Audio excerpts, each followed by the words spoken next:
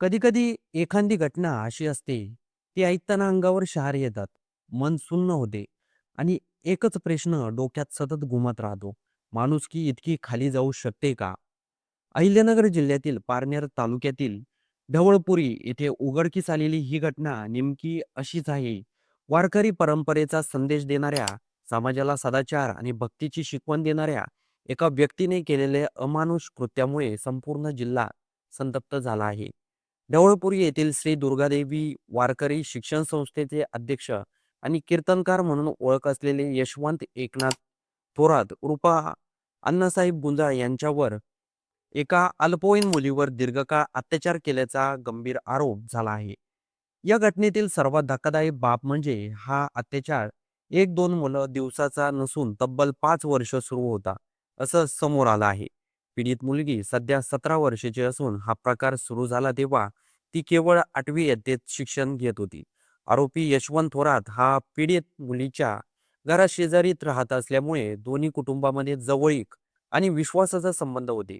या विश्वासाचा गैरफायदा घेत आरोपीने या मुलीवर वाईट नजर टाकली. पीडित मुलीचा भाऊ आरोपीच्या वारकरी शिक्षण संस्थेत सचिव म्हणून काम करत होता.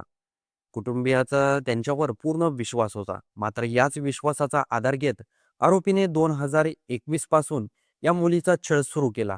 मुलगी घरी एकटी असताना तो वारंवार तिच्या घरी येत असे आणि तिच्यावर बळजबरी करत असे, असं फिर्यादीत नमूद करण्यात आले आहे. पीडित मुलीने या प्रकरणाला विरोध करण्याचा प्रयत्न केला असता आरोपीने तिला जिवे मारण्याची धमकी दिली. एवढंच नव्हे तर त्याने स्वतःने 2 अर्धवट खून केले असल्याचं सांगत तिच्या आई-वडिलांना आणि भावालाही ठार मारण्याची धमकी दिली. आपल्या कुटुंबाला काही अपाय होऊ नये या भीतीमुळे या निरपराध मुलीला अनेक वर्ष हा अमानुष छळ सहन करावा लागला. मात्र या अत्याचाराचा कळस 10 मार्च 2026 रोजी गाठला गेला. त्या दिवशी आरोपीने मुलीला फोन करून आपल्या घरी बोलवलं. मुलीने येण्यास नकार दिला. पुन्हा एकदा कुटुंबाला ठार मारण्याची धमकी देण्यात आली. भीतीपोटी पीडित मुलगी त्याच्या घरी गेली. तिथे आरोपीने तिला एका खोलीत नेऊन बांबू आणि चापटीने निर्दयी मारहाण दिली. त्यानंतर त्याने स्वयंपाकघरातील लोखंडी पक्कड गॅसवर तापवली आणि त्या तापलेल्या पकडीने मुलीच्या शरीरावर चटके दिले.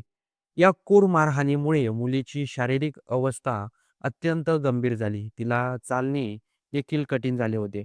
या घटनेनंतर काही दिवसांनी म्हणजेच 14 मार्च रोजी पीडित मुलीचा भाऊ घरी आला. त्याने बहिणीची अवस्था पाहून तिला विश्वासात घेतलं आणि नेमकं काय घडलं याची विचारपूस केली. तेव्हा या मुलीने मागील 5 वर्षापासून सुरू असलेल्या अत्याचाराची संपूर्ण कहाणी आपल्या भावासमोर मांडली.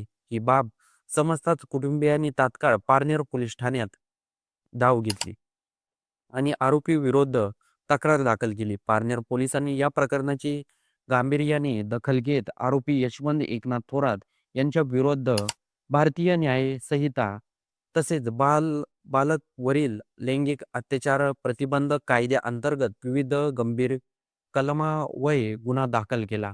त्यानंतर पोलिसांनी तातडीनं कारवाई करत आरोपीला अटक केली आहे. या संपूर्ण घटनेमुळे अहिल्यानगर जिल्ह्यात संतापाची तीव्र लाट उसळली आहे. वारकरी परंपरेचा संदेश देणाऱ्या व्यक्तीकडून अशा प्रकारचे अमानुष कृत्य घडणे ही अत्यंत लाजिरवाणी बाब असल्याचं अनेक सामाजिक आणि धार्मिक क्षेत्रातील व्यक्तींनी मत व्यक्त केलं आहे. समाजाला चांगला संदेश देणाराच व्यक्तीने असं काम केलं तर लोकांनी कोणावर विश्वास ठेवायचा असा प्रश्न लोकांसमोर उभा राहिला आहे. तर मंडळी, या घटनेबद्दल आपलं काही मत असेल तर ते कमेंट बॉक्समध्ये नोंदवायला विसरू नका.